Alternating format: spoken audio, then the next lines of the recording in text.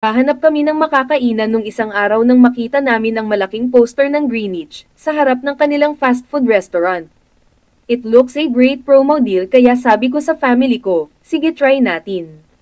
Actually, first time namin matikman ng fried chicken at pizza ng Greenwich. Okay naman yung fried chicken nila, bagong luto talaga yung binigay sa amin. Malaki yung chicken nila, na leg and thigh part o quarter part siya.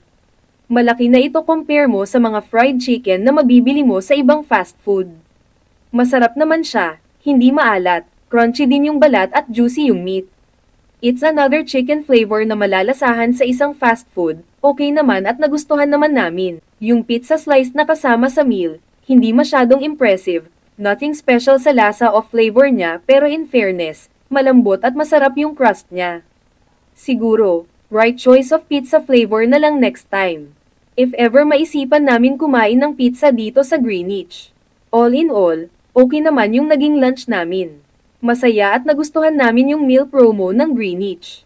Budget meal pero masarap yung chicken at malaki yung size. Not bad sa price. Sulit at happy meal na din.